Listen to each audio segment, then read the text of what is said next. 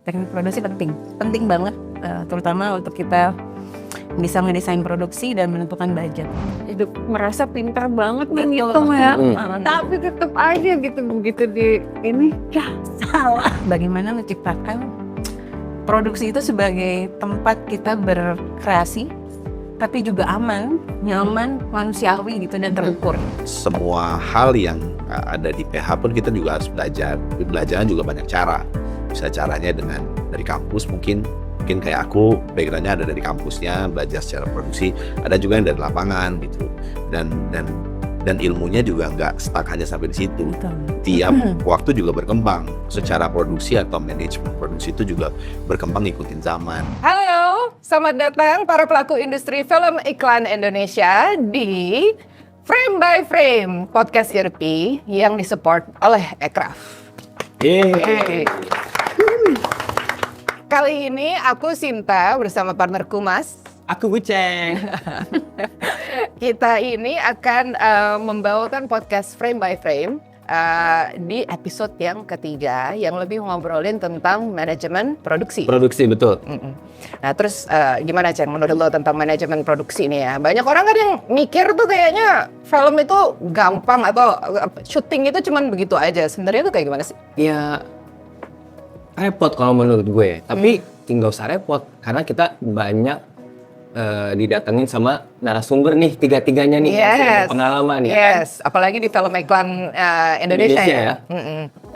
Jadinya kita bakalan banyak nih yang ditanya nih soal manajemen produksi, Betul. soal struktur, soal sistem Ya. gitu ya, sama koordinasi.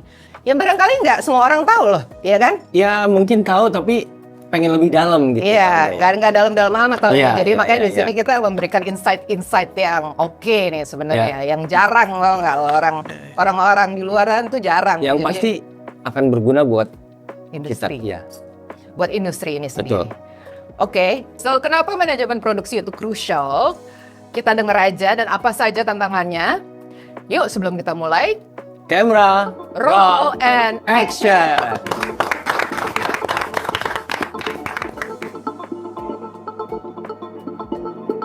Oke, narasumber kita kali ini, Ceng. Ya. Pasti kita tahu dong ya. Ini Wah, pasti tahu. 3 orang yang sudah lama banget experience-nya di industri. Malah melintang. Yoi. Salah satunya adalah mantan bosok kan? Iya. Salah satunya mantan bosok. Terus satu lagi adalah teman sejawat kita. Iya. Ya pokoknya selalu update lah ya tentang perindustrian. Temen apa ya? Nyinyir-nyinyiran. Wah, gosip update banget. Oh pasti. Gosip. Oh, oke banget. Kerjanya nomor 5, gosipnya nomor 1. Jangan kerjaan nomor 5 dong. Oh, iya. Kalau kerjaan nomor 5 dia tidak mungkin sampai level. Wah. Level ini dong, ya kan? Tanpa berlama-lama Tanpa berapa lama. Dan kita juga ada satu lagi. ada. Adik-adik kita cuman sebenarnya adalah entrepreneur. Oh sejati dia. Entrepreneur sejati dari Sumatera Barat. Banyak. Ya kan? Banyak usahanya. Oke, banyak nih. Oke, kita perkenalkan aja langsung ya. Ya. Silakan, Mbak. Saya Lia Usmani. Kebetulan saya founder di B Film School. Terus saya juga CFO di B Film School. Pengalaman saya di industri kurang lebih mungkin 20 tahun lebih ya. Oh lebih dong. Saya kan pernah disuruh-suruh. Iya. Udah jangan Lupa, kan? sebut. Jangan disebut ya. Malu. Oke, makasih Mbak. Silakan. Ya. Halo semuanya, nama saya Rizky Zarkasi, Bapak Ibu. Saya adalah co-founder sekaligus CEO dari Kita Creative Group. Dan di industri ini kurang lebih baru 8 tahun, jadi masih tergolong baru, Bapak Ibu. 8 tahun, lumayan. Ya lumayan lah. Wah. Pusing-pusingnya sih ada. Ada, udah pasti udah naik turunnya udah ada itu udah ngerasain tuh. Yang terakhir nih, Yang terakhir nih, silakan. Halo semuanya, saya Tini Nata Praja dari Imagine Pictures. Saya sebagai co-founder dan COO dari Imagine Pictures dan alhamdulillah baru 20 tahun saya. mantap. Tepuk tangan. Tepuk tangan buat aku. Buat narasumber kita. Terima kasih banget sudah meluangkan waktunya untuk datang ke Iya. podcast kita hari ini. Yang kita perlukan nih sekarang kan nih insight-insight dari pengalaman kalian nih. Aku yakin nih pasti seru-seru nih ceritanya. Kan kali ini kan kita mau ngomongin manajemen produksi. Betul. Karena kita di film iklan itu manajemen produksi itu penting banget, ya kan? Nah, dari kalian ini aku pengen tahu dong seberapa penting sih sebagai pengusaha PH untuk memahami tentang teknis produksi. Ya, kita mulai dari Mbak Tining dulu deh. Oke. Ya. Pertanyaannya menarik ya. Kalau menurut aku pribadi sih sebenarnya teknik produksi penting banget, terutama untuk kita bisa ngedesain produksi dan menentukan budget gitu. Tapi tentu aja dengan berjalannya waktu gitu ya, kemajuan teknologi, kemajuan teknik produksi di lapangan gitu, mungkin banyak hal juga yang kita sebenarnya nggak tahu gitu. Jadi kalau aku adalah selain kita harus paham gimana caranya kita berproduksi, teknik dasarnya, tapi yang paling penting juga kita selalu membuka ruang diskusi sih dengan teman-teman kru, vendor-vendor, post, terus dengan director gitu. Jadi paling nggak sesuatu yang kita pikir tadinya kita tahu nih gitu, ternyata enggak kok gitu. Nah itu sangat menarik sih sebetulnya. Gitu. Lo belajar yang ini, menurut lo belajarnya itu dari pertama atau you learn it by experience gitu ya? Experience tentunya. Yang namanya salah hitung kan sering sekali terjadi ya. Karena kita pikir oh ternyata nih di board ini kalau misalnya ada pintu, ada fish eye gitu, gampang lah gitu.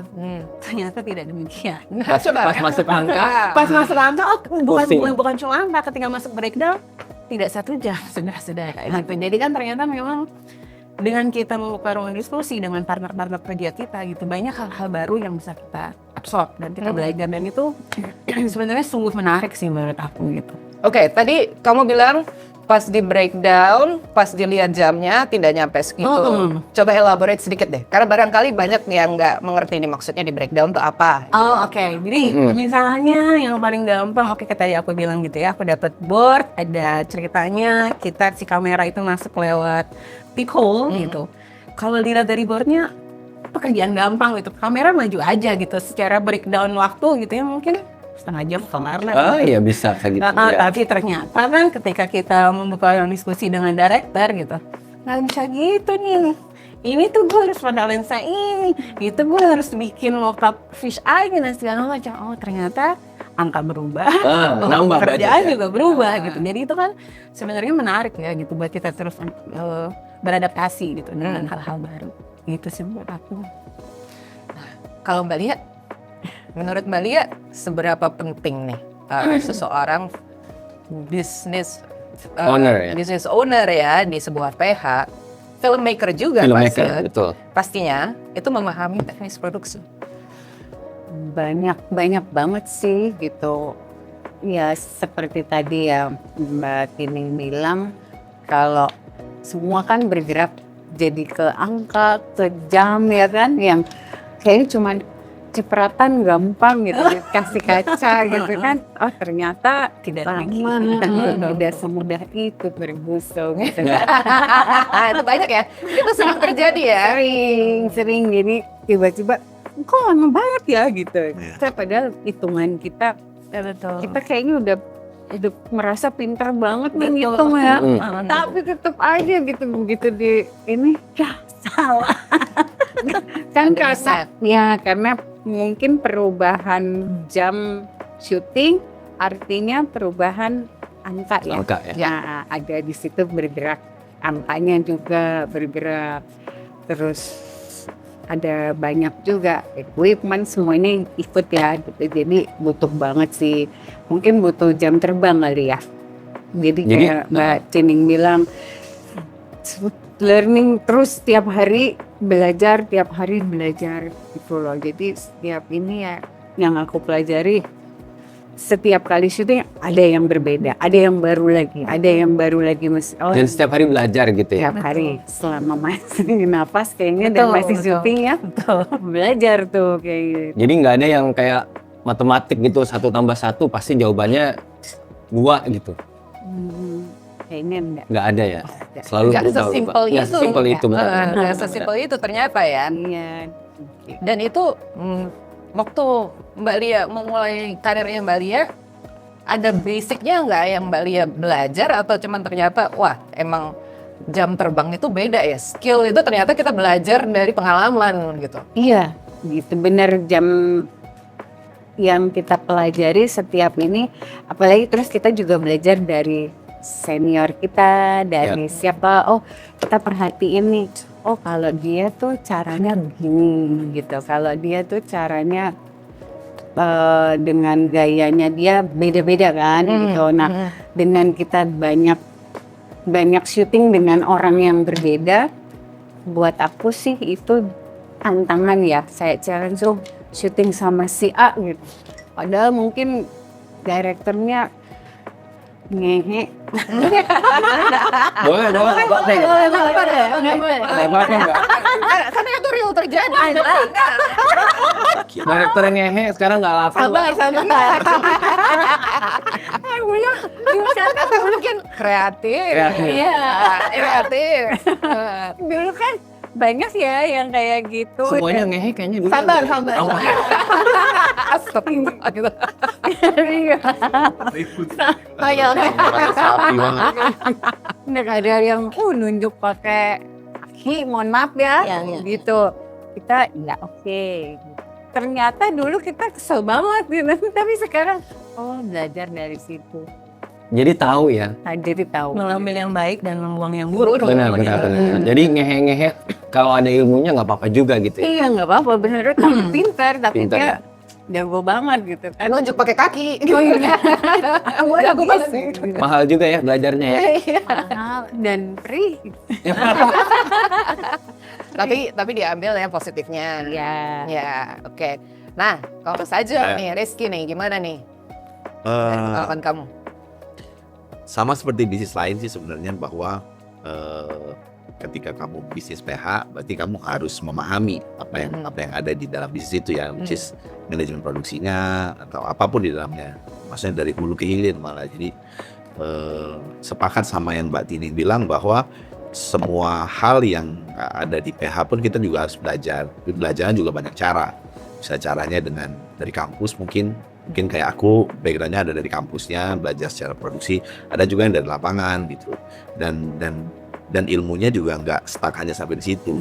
Tiap waktu juga berkembang secara produksi atau manajemen produksi itu juga berkembang ngikutin zaman. Dulu mungkin bapak-bapak atau ibu-ibu syuting dengan kru yang banyak banget, sekarang udah mulai ada disimplify di beberapa part. Jadi kalau pertanyaannya adalah apakah perlu memahami, sangat perlu gitu, karena kita berbisnis di bidang ini. Jadi kita harus tahu betul bahwa detail-detail apa yang kita lakukan sehari-hari dari segala divisi sih harusnya. Tapi nggak semuanya gitu, nggak dalam-dalam banget. Tapi kita tahu dari beberapa divisi yang penting. Itu sih. Ya, bener sih. Karena itu core bisnis kita ya. Iya.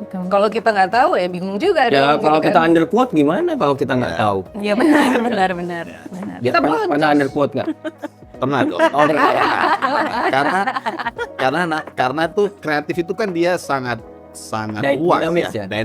dinamis gitu. Sedangkan production quo itu sangat terukur sebenarnya. Nggak bisa tuh kita taruh angka tuh kayak kira-kira 10 sampai 15 tuh nggak bisa kan. Jadi itu range-nya udah harus lebih dekat lagi. Iya, Jadi betul. kita harus belajar kreatif juga. Kadang kita juga harus belajar art gitu. Kayak hitungan art tuh kan kadang kita juga nggak tahu. Maksudnya hanya pengalaman tuh, kayak dia ngasih berapa, oh kayaknya ini kegedean, itu kan hanya pengalaman yang ngajari itu. Tidak, bahkan di sekolah pun nggak ada tuh kayak bangun sebeng 10 juta tuh nggak selalu 10 juta. Iya. Bahkan ada bangun sebeng yang 100 juta, ada bangun sebeng yang cuma 3 juta. Jadi ya pengalaman tentu penting dan keilmuannya juga tentu penting sih. Kalau dari Mbak Tini Gimana? Pertanyaan yang mana nih? yang tadi, Kan udah di Dia udah duluan. udah duluan ya? Astagfirullahaladzim. Iya, iya. Udah. Udah. Tapi nama-nama gitu boleh nggak sih kita? Udah kita Ya, Boleh, nama-nama. itu. Boleh. Boleh ya? Iya. Oh udah tadi ya? Udah. Oke, sekarang pertanyaan kedua nih. Ada 201 pertanyaan sebenarnya. Berarti minum dulu ya. Boleh minum? Jadi aku nanya nih ya, sebagai pengusaha PH, gimana sih kalian tuh menentukan skala project apakah hajar bleh atau lihat dulu, wah ini kecil, ini gede, atau based on apa gitu? Feeling. Mbak Tini? Enggak dong. Feeling ya, feeling. Coba feeling gimana feelingnya? Nah, mungkin yang paling mudah sebenarnya dari skala, kalau menurut aku ya, itu correct nih ya, Iya. if I'm wrong gitu. Kalau menurut aku sih skala produksi memang yang paling gampang dilihat dari budget dan boardnya, gitu ya. Board. Apakah sesuai atau tidak. Tapi nggak jarang juga gitu, beberapa kali terjadi bahwa sebuah board yang kita pikir satu hari syuting nih, nanti kita bantu di CG sama di post gitu.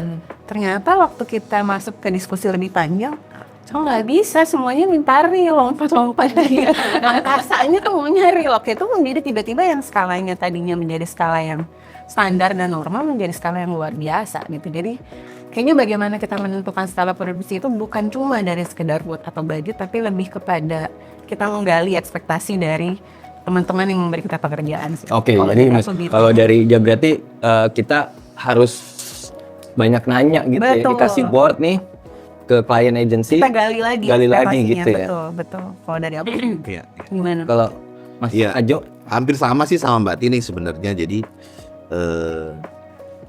apa ya? Jadi menerima board itu cuma nggak menerima, tapi kita kulik ada hal-hal yang tidak tercatat kadang di dalam brief gitu loh, kayak treatment yang hanya ditulis sekelompok orang berada di pasar gitu ya. Itu mungkin terdengar kita bisa pakai satu sudut, tapi ketika masuk ke directing ternyata orang-orangnya terbang gitu loh. oh oke. Itu jadi berbeda. Jadi Betul. jadi Di pasar apung. di pasar apung bisa.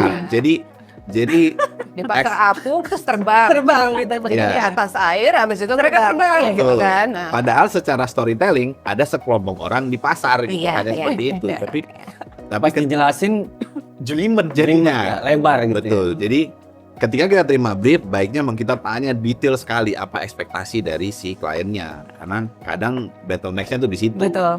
Kadang banyak hal yang nggak tertulis di board atau di brief, malah yang Batman ya? jadi nah, itu bahasanya jebakan Batman. Berarti kan sebenarnya kita juga harus bisa menjelaskan kepada klien agensi kita, ini lo board lo tuh mahal sebenarnya. Betul. Lo maunya sekelompok tuh berapa? Mau 1.000, 100 Betul, gitu. betul. Tapi memang dari pengalaman aku juga, memang belakangan ini brief yang kita terima sudah mulai detail, benar-benar talentnya apa dan segala macam gitu, bukan hanya sekelompok yang ternyata 1.000 itu udah tidak seperti itu. Mungkin juga dari belajar dari banyaknya misal Iya. tadi ya Iya. di ini. Jadi udah lumayan sih sebetulnya kalau menurut aku. Tapi balik lagi, lumayan kan bentuknya asumsi ya, kita nggak Iya. bisa asumsi harus. Betul. Karena kadang mereka bilang sekelompok itu kan juga asumsi, tapi di hitungan kita itu harus exact orang kan, Iya. 10K, Iya. 100K, 1000K gitu, yang harganya ketahuan, Iya, 10.000, 10 berapa. Yang Jadi, terbang berapa? yang terbang berapa, yang nggak terbang karena bayar orang yang terbang, orang yang nggak terbang kan juga beda. Jadi Harganya beda ya. harganya beda. Iya. Gitu. Dia ngomong sama dia nggak ngomong harganya Beda. beda. Jadi memang penting sekali buat teman-teman juga memahami board tidak hanya dari sisi teknis, tapi juga dari sisi kreatifnya, ditanyain ke kliennya supaya bisa kita ngobrol ke director biasanya. Ya itu sih. Jadi argo tetap ya, jangan ya. Hmm. Kalau Ya. dia Menurut Mbak Lia juga gitu sama. sama sih, paling kita beberapa ya kita bisa siasati misalnya gitu kan, tapi kan nggak semua juga ya gitu. Benar, kita harus tanya detail gitu ke si klien, nanya ini maunya apa, sampai biasanya gitu aku tuh sedetail yang akan datang, supervisi berapa orang, iya. gitu kan, itu detail banget ya sampai Karena apa ya Mbak? Kalau boleh dijelaskan, ke supervisi itu berimpaknya apa Mbak? impactnya tetap argo. Argo. Tapi kalau misalnya bisa nggak sih kita sebagai PH juga ngasih tahu ke klien agency gitu. Agency, untuk Jangan sekelompok, beberapa misalnya 5, 10. Kalau sekelompok kan kayak ratusan gitu, budget lu ada nggak nih gitu. Iya, Bisa boleh, gitu ya? boleh dong. Boleh. Ini diskusi maksudnya ya. Iya. Ya kan kita diskusi pengen kelihatannya kayak apa gitu kan. Iya, Mungkin point of view-nya dia beda nih gitu, kita samain gitu. Oh pengennya kayak gini gitu, atau reference deh gitu, pengennya kayak gini. Oh kalau kayak gitu mungkin kita juga diskusi ya sama direkturnya, pengennya kayak gini nih gitu, kita gimana ya kita win-win solution gitu, kita akalin karena budgetnya ternyata tidak sesuai. fantastis itu. Mhm. Tapi kayak kita dikasih reference juga, mohon maaf di detik keberapa referensi? Ternyata ya 5 menit ya. Udah depannya panjang tuh kita udah wow, ternyata enggak dari detik ke 30 sampai ke 36 Iya, gitu. iya. Referensi 5 menit, tapi iklannya sebenarnya mau 15 second gitu. Ya, terus udah pusing yang mana ini maksudnya ya? Kayak gitu-gitu sih. Sebenarnya ada kata sih, ada perkataan yang mengatakan ini semua sebenarnya adalah managing expectations. Iya, betul. Itu emang beneran tugasnya eksekutif produser gitu, karena kita memanage expectation-nya mulai dari klien, dari kreatif, dari director sampai yang lain-lainnya. Betul. Iya kan? Nah itu tuh susah tuh belajarnya, harus pakai waktu tuh sama pengalaman ya. Iya, betul. Pakai waktu dan kesabaran ya. Iya. Betul kan? Oh sih Mbak, kalau kamu mau buka kelas namanya Managing Expectation in Production gitu ya. Iya, iya. Nah, ini kayaknya mau nih menjadi Wah, ini Dan aku sih ikut ya kelasnya. dan ekspektasi yang kita ambil sebagai IP itu berpengaruh besar pada keputusan-keputusan yang akan ada di produser dan tim. Jadi sangat penting sekali. Jadi menentukan krunya mau 10, 20 itu kan dari kita sebagai IP, atau kayak menentukan produser yang punya skill di bidang ini juga kita sebagai IP. Jadi kesalahan terbesar pertama kali di production cost ya pasti ada di IP sebenarnya. Dari penentuan ekspektasi, pemilihan produser. Jadi cukup krusial sih Yes, kita sebagai IP untuk menentukan skala sebuah project. Betul. Wah, betul. Ya. Itu tuh apalagi luar biasa. punya spesialis masing-masing Iya, ya. iya. Betul. Biasanya kan ya itu yang kita bilang punya jam terbang. Oh kalau si A jagonya sini, si B jagonya ini, akal-akal. Ya pinter-pinter kita lah gitu. Iya, iya. Karena memang kalau aku ngajarin anak-anak di kantor aku tuh assumptions is the mother of all disasters. Betul. Ya, jangan Oke. lo Oh, yang langsung. nggak boleh ini jangan berasumsi, ya kan? Makanya. Mati lo kalau berasumsi, ya kan?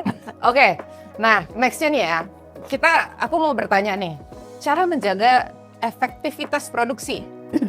Efektivitas produksi itu kan ada sangkut pautnya sama sistematis juga ya, tanpa mematikan kreativitas. Nah, susah nggak nih? susah nggak tuh kira-kira? Aja dulu deh. Ya efektivitas produksi itu means mungkin budget wise atau secara timeline kali ya. Bagaimana menentukan itu? Gimana ya? Agak sulit ya. Sulit. Apa adanya aja udah. Ini budgetnya segini bisa dapat apa gitu. Apa lo harus tarik ulur sama director? Tunggu Ya, oke. gitu. Jangan terlalu gila lo. Ya kadang kreatif tuh kita nggak bisa bendung karena ide orang tuh bisa kemana-mana. Tapi banyak cara yang bisa dilakukan. Misal kita balik lagi ngomongin soal orang terbang gitu. Apakah terbangnya akan kita pasang 6-10 sling di pasar tadi, atau kita taruh green screen yang kemudian bisa jadi plate di compose. Jadi soal ekspektasi kreatif biasanya nggak bisa kita bendung karena itu sangat luas ya. Tapi production wise bisa kita ukur sebenarnya. Baik tadi ngomongin efektivitasnya. Jadi menurutku adalah itu banyak keterlibatan kita dan director yang akan berdiskusi cukup banyak soal caranya, karena cara yang kita pakai itu bergantung sama cost yang akan keluar. Jadi ketika caranya kita bisa dapat win-win solution seperti yang Mbak Lia bilang, karena ketika win solution berarti production budgetnya masuk, kreatif juga merasa tercapai apa yang dia mau, ya kita ambil jalan tengahnya sih.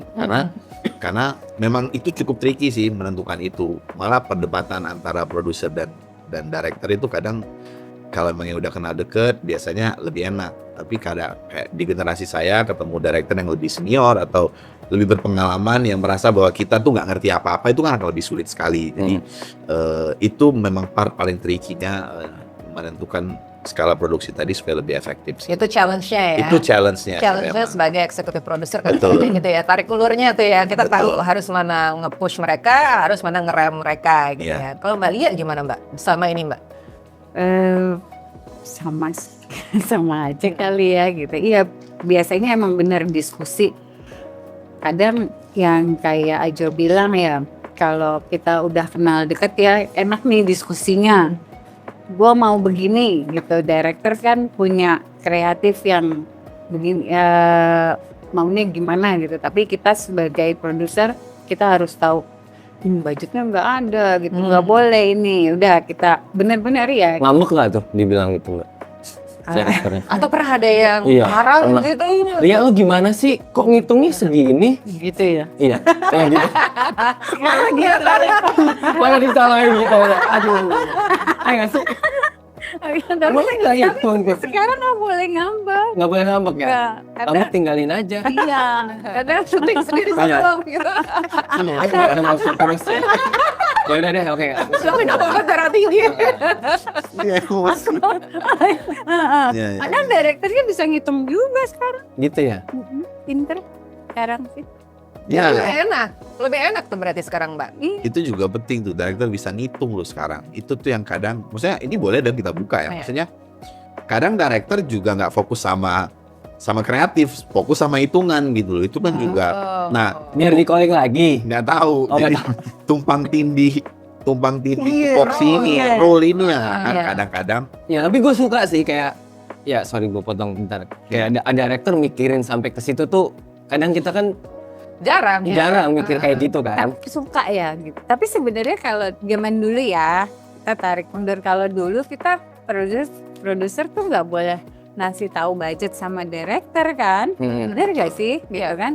Jadi dibiarkan mereka Kreatif. berkreatif sehingga ininya cita-citanya tercapai lah gitu kan. Oh pengen begini. Tapi kalau sekarang kan beda ya Jo ya. Beda ya, sih, Pak. beda. Aku kadang nih budgetnya gope. Mau nggak? Nggak mau ya udah. Banyak yang mau di belakang. Ya nggak sih. Aku sih ya realistis aja ya sekarang. Ya, iya. Kamu aja juga realistis nggak? Sangat realistis gitu. Itu sangat realistis. Maksudnya kadang kita yang membenarkan, kadang klien yang minta nih director ya. Jadi kita juga harus punya edukasi kepada kliennya juga bahwa Benar-benar. tidak hanya dengan satu director video atau film kita bagus. Banyak sekali faktor kan. Maksudnya banyak juga director bagus dipegang sama EP atau produser bagus juga nggak berhasil maksimal. Jadi how producer atau EP memanage production itu juga penting buat director sebenarnya. Itu yang nggak mereka lihat. Bagaimana dengan budget yang mungkin bisa dibilang ya nggak ada budget yang ideal tuh nggak ada. Selama produksi mau budget kamu 2M tuh nggak akan pernah bilang ideal kan. Jadi dengan budget yang terbatas kamu bisa dapat hasil maksimal, itu juga pengaruh besar dari seorang EP dan produser harusnya. Tapi Mbak Tini pernah dapet yang ideal kan dulu ya? Banyak ya kayaknya, sering nih. Nggak, bener katanya aja gitu. Ideal itu kan selalu berbanding lurus kan. Jadi biasanya nggak walaupun besar, tapi investasinya biasanya di Jauh. atas langit. Punya duit 1M, Stratosfer ya. Iya, kita bulan. punya duit 1M kayak 2M gitu ya. Ya aku menyambung apa tadi yang sudah Ayu sampaikan ya. Sebenarnya aku setuju gitu bahwa efektivitas di produksi itu memang, apalagi di hari ini gitu ya, memang harus dilakukan sih. Tapi apakah dengan efektivitas itu kita harus menghambat kreativitas, kan harusnya enggak gitu. Jadi yang mungkin yang biasanya kita lakukan tuh adalah kita membuka ruang diskusi, lagi-lagi ruang diskusi gitu, ruang diskusi dengan director yang oke, boardnya begini nih, investasi kita di mana? Investasi kita di, oke kalau misalnya boardnya artnya besar dan segala macam, tentu investasi kita adanya di tim art dan di budget art gitu. Tapi boleh nggak teman-teman DP-nya kita pilih yang lebih efisien harganya? Oke. Nah, gitu dan segala. Ditahan dulu nih. Kebetulan Mbak Tini kan ngomongnya seperti apa yang dijelasin. Berarti ini kan salah satunya adalah tantangan kan? Iya, Iya kan? Iya, tantangan. Iya, sebenarnya tantangan. Maksudnya, itu langsung aja ya kita Iya, ke iya. pertanyaan selanjutnya. Jadi tantangan apa sih yang klasik, yang pasti ditemuin di setiap produksi itu apa sih? Oh, kalau secara paling gampang kan selalu jeng-jeng budget gitu aja. Ya. Iya. Nggak, maksudnya Iya, budget itu emang aku nggak tahu ya. Menurut aku kayak 10 tahun yang lalu, 15 tahun yang lalu, Iya. sekarang 8 tahun. Iya. Dulu ada rap party ya. Oh iya. Sekarang bayar masing-masing ya. Iya. Iya. Teh party, kita minum teh. Jadi sebenarnya sendiri. ini dua hal yang berbeda sih, Mas Bikin. Kalau Iya. menurut aku gitu ya, tantangan dengan yang tadi soal efektivitas gitu. Kalau efektivitas seperti yang tadi aku ceritain gitu, bagaimana kita berinvestasi di tempat yang tepat untuk sebuah board gitu. Jadi di mana budget yang kita terima sangat jauh lebih efisien dan tepat guna istilahnya gitu ya. Tapi kalau tantangan yang paling gampang memang benar budget gitu. Tapi apakah tantangan yang paling besar di produksi ini cuma budget? Kalau menurut aku sebenarnya enggak sih. Ada hal lain gitu. Kalau menurut aku tantangan yang lebih utama adalah bagaimana menciptakan produksi itu sebagai tempat kita berkreasi, tapi juga aman, nyaman, manusiawi gitu dan terukur. Itu sebenarnya tantangan yang lebih besar daripada sekedar budget gitu. Teman-teman kalau budget, pasti udah Iya. nyaman. Iya. Menciptakan tempat produksi yang seperti itu merupakan tantangan yang besar. Nah, itu berarti tantangan yang besar untuk sebuah industri film Betul. iklan Indonesia ya. Betul. Jadi ekosistemnya sebenarnya Betul. yang harus diperbaiki. Betul. Nah, hanya Betul. cuman budgetnya. Ya udahlah ya, budget Ya udah kalau budget Iya, pasti ya. itu pasti ya. Cuman kalau ekosistem pekerjaan kita itu sehat, udah kayak gitu terus semuanya terukur dan jelas, ada governance gitu ya. Jadi Betul. dibantu juga oleh pemerintah, itu akan menjadi tempat yang lebih sehat gitu Betul. kan buat kita semua bekerja. Betul. Ke arah sana itu tantangan yang lebih utama sih. Nah. Jelas gitu Jelas. ya. Seperti kata Mbak Lia, jelas gitu. Jelas itu dimulai dari kita. Gimana caranya? Mungkin udah saatnya kita mulai lebih kenceng menerapkan kontrak kerja sih menurut aku. Dimana semua hal ada di situ. Tertulis gitu ya. Tertulis hak dan kewajiban. Semua orang tahu hak dan kewajiban yang gimana. Misalnya nih yang paling gampang schedule lah. Kita taruh schedule di situ. Nggak ada lagi tuh. Aduh jam reki, gue tanpa reki nggak bisa nih. Rekinya nanti nyusul. Berarti akan ada kos tambahan, waktu yang terbuka, schedule yang menjadi sedikit terhambat. Jadi ketika kita semua tahu bahwa di kontrak ini kita bukan hanya melindungi hak kalian, tapi kita juga ada kewajiban-kewajiban di mana kedua belah pihak berkomitmen. Benar, Ya. benar. Itu sih menurut aku yang kalau kita coba mulai gerakan itu akan mungkin akan cukup membangun ekosistem yang lebih sehat sih di industri. Mas Ajo, Iya. tantangan klasik. Tantangan sekarang ya. Iya. Kalau klasik ada di Mbak Lia ya. Oh, Tantangan hari ini ada di saya. Beda-beda. Karena beda zaman, beda tantangan. Beda. Karena anak-anak sekarang di generasi saya itu mungkin lebih berani kali yang mengambil resiko. Karena mungkin dia belum memahami bahwa bisa berimpact apa resiko yang dia ambil terhadap banyak orang. Nah, kita bekerja dengan banyak sekali freelance ya, dan mostly hampir 80-90% orang yang mengerjakan distribusi freelance. Gitu. Nah, kadang yang saya sering ngobrol dengan senior bahwa bisnis yang kita lakukan ini sebenarnya beresiko cukup tinggi terhadap kita sebagai pengusaha. Betul. tinggi banget. Sangat tinggi, dan kru sometimes juga nggak memahami posisi itu. Pertama, kita mengerjakan proyek ini, kita yang membiayai semuanya. Yang kedua, semua resiko 100% kita yang tanggung. Jadi suatu hari bayangkan jika produksimu dalam setengah hari tiba-tiba failed atau something wrong atau sesuatu terjadi yang nggak bisa kita kontrol. Itu resikonya di siapa? Selalu di kita. QC, quality control, ada di kita. Jadi kita udah ngeluarin duit buat klien, kita udah talangin uangnya, kita kontrol hasilnya. Nggak ada DP pula ya. Ya ada DP pula. Jadi 100% dibayar di belakang, kita Betul. finance di depan. ya kalau dibayar, ada juga yang nggak dibayar. Banyak sekali itu kejadian di masa hari ini. Nah, resiko sebesar ini kadang itu nggak dipahami sama teman-teman yang buka PH, ambil project, buka PH, ambil project. Oke, kalau misal project dengan skala 10-20 juta, tapi kalau 200-an juta itu berarti resikonya lebih besar. Tidak hanya ngomongin uang, tapi juga ngomongin STM seperti Mbak Tini bilang. Ini urusan hidup orang banyak. Nah, resiko ini harusnya kita sebagai pengusaha PH yang muda-muda, yang baru-baru memahami ini.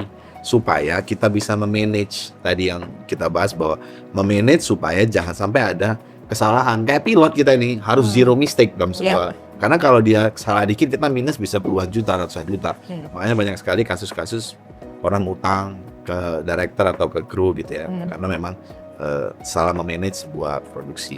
Waktu kamu pertama kali, kamu menyadari ini apa cuma Tidak. dengar dari Tidak. Makanya tentu tidak. tentu tidak. Karena kenapa? Karena pengusaha PH ini selalu punya background majority dari praktisi. Either dia produser, either dia directors, atau bahkan editor bisa punya PH. Gitu. Tapi mostly dari kita tidak berasal dari sekolah bisnis yang sudah punya rambu-rambu sejak awal bagaimana membuka sebuah perusahaan. Ya. Cash flow udah ketahuan, kita kan enggak. Jadi memang learning by doing. Jadi resikonya tuh selalu didapatkan ketika lagi belajar. Itu susahnya kita sih. Jadi memang penting buat kita belajar gitu dengan senior, dengan orang-orang yang udah mengalami Iya. jatuh bangun lah. Pasang surut ya. Pasang surut gitu loh. Saya senang sih kalau Jadi- ngobrol sama senior-senior yang udah punya track record yang jatuh, bangun, supaya kita bisa belajar. Jadi Iya. poin Mas Ajo tuh tantangan klasik tuh antara pengusaha dan freelance, kru atau apa nih Mas? Oh, maksudnya? tantangannya adalah bukan dari luar tapi dari kita sendiri. Yang pertama, kita harus paham betul kita ini siapa, kita harus paham betul how to dealing with the freelance karena ini beresiko buat orang. Kita juga harus tahu betul how to dealing with the client atau agency karena ini juga berhubungan sama banyak orang. Jadi bukan keluar tapi lebih ke dalam. Kita udah mampukah, kita udah sanggupkah untuk mengelola sebuah project dengan skala-skala tertentu ya, kayak Mbak Tini bilang yang dulu 2M atau sekarang ratusan juta. Itu sih lebih ke situ. Oke, jadi tantangannya emang dari diri kita Ya, yang sebagai pengusaha. pengusaha gimana memahami pekerjaan, sebuah job, mengelolanya gimana. Itu bukan berarti tantangannya bukan dari luar ya, berarti dari diri kita ya. Iya. Nah, ini yang paling lama nih. Iya. 25 tahun. Yang nih. tantangan Apa- sama klasik nggak? tadi ya. Tantangan klasik. Iya, tantangannya sama nggak sih zaman dulu sama zaman sekarang, Mbak? Zaman dulu sama zaman sekarang tantangannya pasti beda. Beda ya? Dulu ya bahkan pernah ngitung untuk satu hari syuting sebut angka ya gitu 1,5 M Wah, itu kecil, Mbak. satu hari. Nah, Satu hari 1,5 working Kapan kita kayak gitu lagi? Terus ada Baik, Mbak. ada kontingensi. Iya. Kontingensi dibayar. Dulu kontingensi dibayar ya Mbak. Itu tahun berapa? Tolong saya mau tahu. Terakhir 2012-an ya. Masih 2000 awal. 2000 awal. Mhm. Ya aku ingat sih waktu itu aku masih di agency, hujan kita bayar gitu loh Bahkan kita boleh pindah lokasi, pindah kota. Bukan pindah lokasi cuman ini ya, pindah kota gitu. Kita harus syuting di Bali karena kita nggak dapet mataharinya misalnya. Kita nggak dapat gitu. awan birunya, Iya, kita awan nggak birunya, dapat gitu. ininya Oh, ya udah, pantainya. boleh gitu. Diizinin gitu, sebahagia itu. Tapi ya juga tetap berarti kan itu ya tantangannya. Iya. Artinya kita udah janji nih untuk dapetin si matahari. Kalau kita udah pindah kota gitu kan. Ya tantangannya begitu, beda lagi nih kan syuting di berbondong-bondong kayak tadi Ajo bilang zaman dulu krunya banyak banget ya gitu. Mungkin lebih dari 100 kita bawa semua ke sana. Terus tantangannya Apakah si mataharinya ada setelah itu? itu dia. Ada matahari ada. Aku pernah matahari nggak ada pakai kontingensi loh. Itu 2012. Luar Iya, biasa. Itu udah ada. Mataharinya nggak ada, abu-abu gitu. Terus gue, I don't wanna shoot. Direkturnya bilang, Oke. aduh, aku stres dong. Cuman 10-15 menit, dia tell your client, aduh gue lagi. Mbak, nggak bisa syuting nih, mataharinya nggak ada. Oh ya udah, hitung aja ceng, tapi yang perlu aja ya kontingensinya. Ya udah, aku hitung hari itu di lokasi, kirim email, di approve. Jadi besok syuting lagi. Masih matahari. Masih Luar biasa ya, luar biasa ya matahari itu. Jadi aku nggak tahu ya, mungkin teknologi juga kali ya. Iya. Dulu nggak ada footage, Iya, betul. Dulu ini segala macem. masih syuting dengan film nih Mbak berarti. Iya, Iya. ya waktu aku ya dulu. Iya, pakai ini gitu. penting film ya. Benar. Iya, secara ya itu tantangannya teknologi ya. Iya. Sekarang dengan banyaknya equipment, banyaknya teknologis apapun, ya. Jadi gampang ya, Jadi Lebih mudah. lebih mudah. lebih mudah. Jadi tantangannya berbeda juga ya. Beda. As we go along Iya, gitu iya, ya, tantangannya iya, betul. berbeda. Mm-mm. Nah, ini kan karena ada perubahan ya Mbak ya, dari tadi kita omongin ya, karena ada perubahan dinamika. Nah, gimana sih kita ngadepinnya dengan perubahan dinamika yang terjadi ini? Oke, kalau sekarang nih ya, Membaca bismillah. nah kita bisa bilang, kalau gue bisa bilang barangkali ini bukan perubahan aja, ini disruption sih. AI itu kan lumayan ya, Wah. nge-disrupt film production, apalagi commercial film production, karena mungkin kalau di film itu bisa dibilang itu sebagai tools gitu ya, masih bisa dilakukan, tapi iklan kan cuma 30 second, 15 second, maksimum 2 menit. Nah, itu gimana tuh menurut Mbak Lia? Perubahan zaman nih, Perubahan. iya dari Itu. dulu sama sekarang. Terus gitu sih, sempet sih, gue juga belajar karena ternyata ada jeda selama 1 tahun nggak bisa syuting karena gue nggak bisa ngitung perubahan teknologi ya. Oh ternyata lampu sekarang LED. Ya. Iya. LED sesimpel LED artinya kita nggak perlu genset yang segede Betul. itu kan. Itu Gitu. 50 KPA itu nggak Ya, perlu. gitu kita nggak perlu gandeng-gandeng lagi kan, gitu kan. Nggak pernah mobil box gede gitu ya. Pasti hardtop ya gitu kan. Nah, Mogok lagi hardtopnya Mbak. Sering dulu artosnya nempel. itu kan nyawa ya. Nah itu kan Solarnya lupa dibeli. Itu yang bodoh siapa itu manajemen produksi siapa itu yang bodoh kayak begitu? Tapi yang dimarahin siapa, Ceng? Di lokasi IP bukan? Yang lupa beli solar ya, Pak? Hartop. Yang OT bayar siapa? IP. bensinnya udah habis pak. Iya kan? Beli dong. Kan udah selesai pajamnya. Mau bensinnya jauh. Problem siapa? Ibu yang beli. Pengen nangis kan? Kayak nangis. Makanya hobi IP itu sebenarnya balikin meja. Ya emang. Apa? Apa lo bilang gitu? Iya. Kayak gitu. Itu perubahan itu tuh dinamis ya. Iya. Gitu kan tiba-tiba oh gila canggih sekarang lampunya kecil. Gitu. Gua nggak perlu berantem sama unit yang Iya. harusin si bensin tadi. Saya kadang-kadang ya gitu kan harusnya duduk manis. Tiba-tiba gue bilang, gue cuma colek. Bensin aman? Tetep loh, kita pengen tahu. Iya, solar kan ya. Kita kan nggak boleh percaya gitu aja ya. Nah. Katanya produser nggak percayaan ya. Betul. Trust issue kan? Iya. Ya gimana nggak trust issue? Itu kayak kalau mau didudukin Bapak tahu nggak sih maksudnya sebab akibat? Ngerti nggak? Produser perempuan trust issue lagi. Set udah jadi gitu kita di rumah lagi ngeset gitu kan H-1 udah mbak besokannya katanya udah ini kok masih di ini lagi masih dibenerin lagi jadi mau nggak mau besok lagi syuting kalau dibilang udah oke, kita jalan ke sana Iya. kan kita tidur loh Iya. Iya, betul. kita jalan Betul. kita lihat Dulu kayak gitu, betul. kita lihat oh udah oke ini yang mau ini akan ini duluan kalau misalnya dia bang nanti ini mau dipakai yang ini buat yang ini gitu Just breakdown. gitu kita subsidi sering nah itu tuh akal-akalannya ya Iya. kalau misalnya kita punya props yang bisa dipakai di sini bisa dipakai di set ini Iya, gitu iya. ya kayak gitu Setting budget juga, setting Iya. time juga. tapi ya itu kita nggak boleh tidur Iya, capek. nggak boleh percaya Nggak percaya. Bukan berarti Mas semua Andi juga- produser. Kadang gitu nungguin set.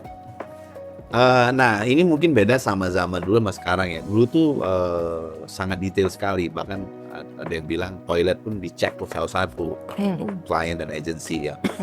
Karena teknologi yang sekarang, jadi saya tuh nggak ngerasain transisi sejauh itu ya. Maksudnya saya datang ke industri ini tuh udah ada LED, walaupun yang Enak kali nasi. yang gampang lampu-lampu AR itu masih bisa dipakai sedikit, tapi majority ya udah LED. Jadi karena teknologi ini maju, memang generasi saya ini kayak less disiplin sebenarnya. Jadi Oh benar. benar. Jadi Menggampangkan. jadi Menggampangkan. terkesan menggampangkan, kayak semua bisa dipercayakan sama divisinya masing-masing. Padahal itu nggak bisa gitu. Jadi saya pun punya pengalaman kayak yakin besok setnya jadi, ternyata nggak jadi dan akhirnya harus batal syuting karena kan setnya nggak jadi gitu.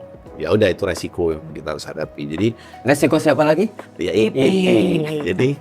jadi itu tadi memang resiko kita ini cukup besar, terus tantangannya apa, terus dinamikanya apa mengikuti zaman. Kalau kami yang sekarang justru challenge-nya udah beda lagi, hadapan sekarang kami banyak hadapi ya justru AI. Jadi AI ini sebenarnya itu seperti dua mata pisau sebenarnya. Jadi bagi production ya, kayak board dari agency itu bagus banget. AI itu ya. AI gitu, kayak kita ngomongin di pasar orang terbang tuh exactly bisa kejadian. Betul, terbang tuh orang. Tapi ekspektasi klien jadi kunci di sana. Oh, Beda sama oke. board. Kalau board yang digambar tuh dia nggak mateng, Nggak Jadi, perfect gitu nggak ya. perfect. Jadi kita masih bisa adjust di lokasi. Tapi kalau udah AI itu kan kadang lokasinya exact, sudutnya exact. Belum apa-apa ekspektasinya udah tinggi. Jadi gitu ya. tinggi. Ya, ya. Itu cukup membenarkan dari sisi produksi untuk merealisasikan gambar AI tersebut. Jadi saya tuh kadang juga bilang ke teman-teman mending lebih pakai stock footage atau gambar gitu. Kayaknya itu Lebih realistis. lebih ya. realistis buat Balik lagi ke managing expectation, Expectation, ya, ya kan? gitu. Oke, nah berikutnya nih ya, buat kalian semua, aku mau bertanya juga untuk tips praktis agar masalah produksi itu tidak terulang.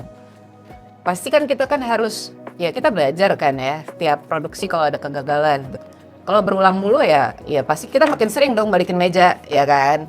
Nah, jadi tips praktisnya apa? Apa ngancem ke produser lo kalau mau lihat gue balikin meja lagi bisa nih tiap kali produksi, cuman lo nggak mau kan gitu? Gimana nih? Kalau dari teman-teman? Silakan. Ya, kalau saya pribadi sih film iklan tuh kayak pelatih sepak bola sih. Jadi kayak pilihlah seseorang yang kamu benar-benar percaya. Jadi banyak sekali IP yang bekerja hanya dengan satu produser atau dua produser karena dia sudah tahu kayak IP-nya kayak geleng ke kiri dia udah tahu mau ngapain, gelengnya udah tahu. Jadi memang memilih tim itu adalah Kunci. sangat kunci buat kita sebagai IP menentukan produser. Karena director tuh nggak bisa tentukan, tapi menentukan produser itu kita bisa. Jadi memilih partner produser yang tepat itu adalah start move yang penting buat kita. Jadi pilihlah orang yang kita benar-benar percaya. Karena kita menyerahkan semuanya kepada mereka, baik dari sisi manajemen, kadang-kadang dari sisi financial, dari sisi semuanya kita serahkan gitu, supaya itu diteruskan ke divisi-divisi lain. Mbak Tini? Sebenarnya kurang lagi sama aja, tapi juga ada beberapa hal yang kita terapkan gitu, bahwa tentu saja kesalahan kemungkinan besar akan terjadi gitu di dalam produksi gitu. Tapi yang kita coba adalah bagaimana supaya tidak terjadi. Aku selalu bilang kalau salah adalah salah. Aku nggak mau sugarcoating. Lo salah nih, lo harusnya bikin begini. Tapi nextnya apa? Jadi tidak hanya pointing salah, tapi kita harus cari solusinya Ya, bersama. ya. Karena proses learning ini terjadi harus dari kedua belah pihak. Saya juga belajar, dia juga belajar. Sebenarnya gitu sih, kurang lebih. Kalau Mbak Lia? Saya mempelajari ya sekali lagi yang saya pelajari tuh nggak cuman jago ini gitu ya, tapi orang-orang ini dia bisa menguasai sekarang apa ya, kalau boleh dibilang dia double job gitu loh, bisa double track, Double role. double job. Double job. Oh iya, Double job tuh maksudnya dua Iya. job berbeda. Enggak. Dia misalnya, dia soundman gitu. Tapi dia bisa bantu juga karena dia paham sama lighting. Oh. Oh. Nah, yang kayak gitu-gitu gitu. Atau dia bisa menguasai juga lokasi. Dia mengerti juga produksi kan. Biasanya gitu kan. Karena dari produksi dia bisa memilih menjadi lockman gitu. Jadi Ya. ya udah kita akalin. Kita siasati. Jadi timnya juga diminimize, secara budget kan diminimize kan, gitu. Jadi orang Lebih efektif ya? lebih efektif gitu. Jadi, sekali lagi itu saya proses belajar itu dari zaman dulu dengan sama senior yang kalau pakai si A dia bahasa Inggrisnya kurang, tapi dia jago. Oh kita ambil aja yang ini bahasa Inggrisnya jago, kita tandem. Iya. Pairing ya gitu ya. Gitu. Jadi ya Ini kan jawaban teman-teman ini kayak salah satu kayak sistem produksi yang penting gitu kan. Yang tadi Mbak Lia bilang satu orang bisa dua role gitu, misalnya dari lokasi sama unit gitu. pertanyaan berikutnya sebenarnya seberapa penting sistem kerja produksi dalam proses produksi? Nah, ya itu sistem itu kan semua orang punya sistem yang berbeda-beda ya. Tapi pasti ada core-nya gitu dari pengalaman teman-teman masing-masing nih ya. Sistem itu tuh gimana menurut Anda di dalam sistem manajemen produksi ya? How important it is gitu. Penting banget ya. Iya, sebenarnya penting banget. Yang tadi kita udah bahas, tanpa sistem tuh sistem itu sebenarnya seperti roda ya. Nah, sistem itu, gitu. PH sendiri yang nentuin atau kesepakatan atau kayak teman kerja kita punya sistem sendiri yang sistem gue begini ya gitu. Atau produser kita Iya, punya sistem punya sistem sendiri sendiri. yang beda gitu loh. Udah kayak gitu terus. Tapi ya mestinya mereka yang ikut Betul. Sistem kita. Betul. Beruntungnya adalah kita sesama pemilih PH ya, kita punya hak untuk menerapkan sistem itu di dalam produksi. Karena bagaimanapun juga kita yang tahu apa yang akan paling baik dari sisi produksi dan dari sisi internal kita secara manajemen, pengajuan uang dan segala macam. Nah, itu kalau nggak ada sistemnya akan tumpang tindih tuh. Iya. Kita cash flow berantakan. Oh, berantakan. Teman-teman secara produksi pengajuan mau syuting jadinya kurang nggak bisa keluar kan. Iya. Hal itu kalau nggak diatur sama sistem tuh agak sulit Iya, ya. Justru betul. akan bikin berantakan gitu. Atau yang paling sering sekarang aku alamin adalah orang-orang hassle buat tanda tangan kontrak karena bolak-balik gitu. Tapi itu harus dilakukan dengan entry point-nya adalah kalau lo nggak tanda tangan kontrak, kita nggak bisa proses kalian asuransi.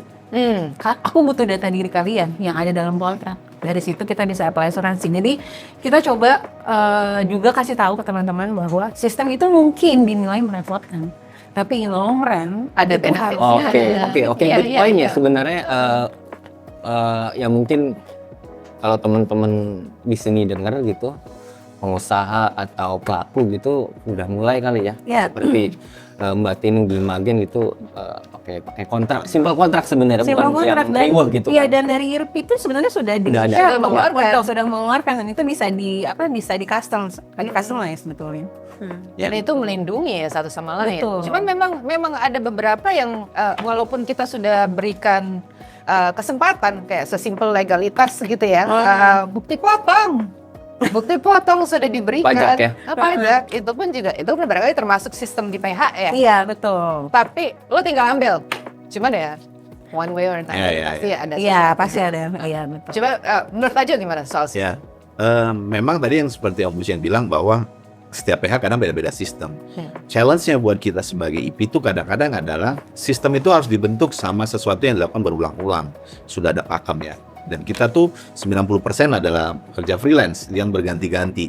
Jadi kita sebagai PH harus punya stand yang cukup kuat untuk bilang bahwa ini cara kita. Iya. Makanya ada beberapa PH yang ada di IRP juga yang memiliki sistemnya beda. Misal yang di in-house-in adalah produser, yang di in-house-in adalah LP, yang di in-house-in adalah PA. Orang-orang yang akan penting untuk bekerja secara sistematis. Sistematis itu kan SDM, tax, finance, pembayaran, itu yang paling penting tuh.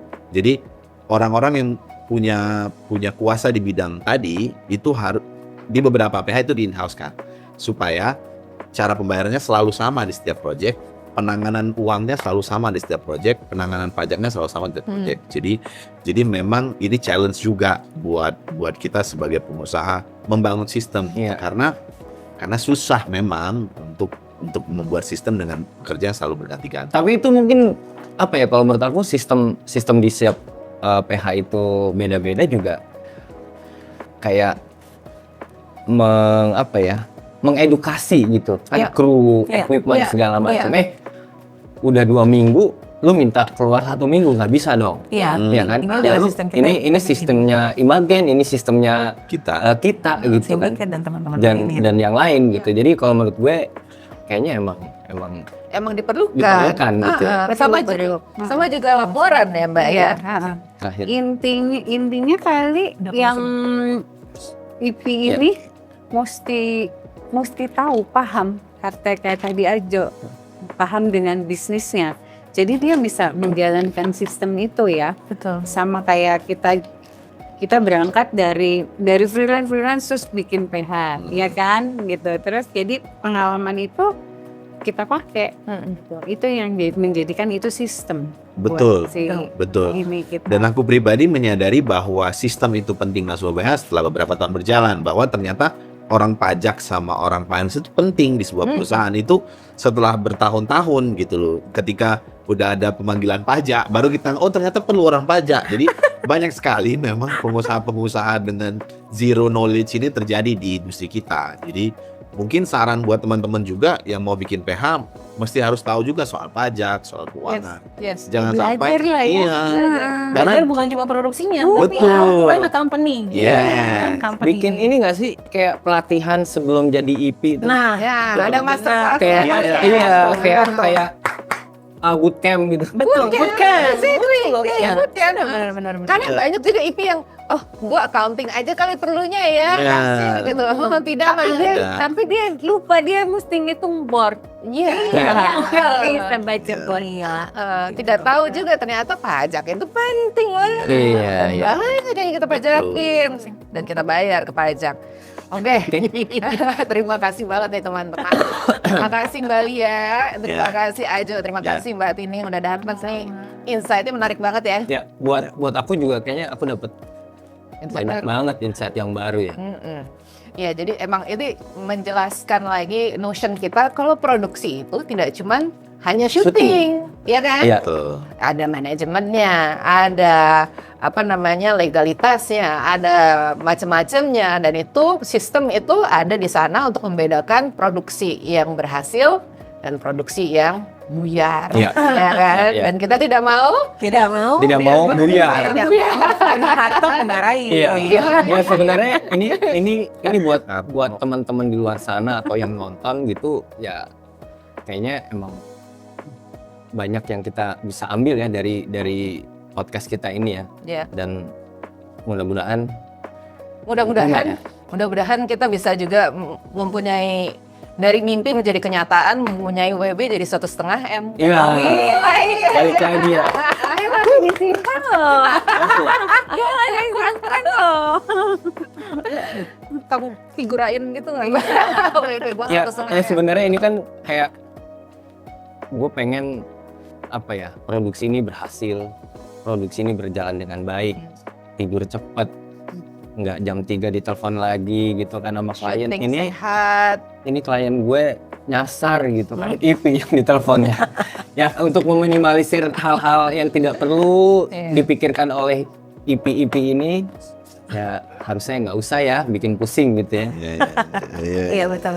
Ya, pokoknya untuk industri kita yang lebih baik ya. ke Betul. depan. Terima kasih semuanya. Terima kasih kalian, Mbak Kim dan Mas Ajo. Ya. Kita juga harus terima kasih kepada para sponsor kita nih. Untuk Idea Group, Untuk Imagen Pictures B Film School, dan Last Pro. Dan kita juga mau infokan untuk selalu follow social media kita. di Instagram kita @irpi.official. Dan juga di YouTube kita di IRPI Indonesia. Sampai jumpa para pelaku industri and cut.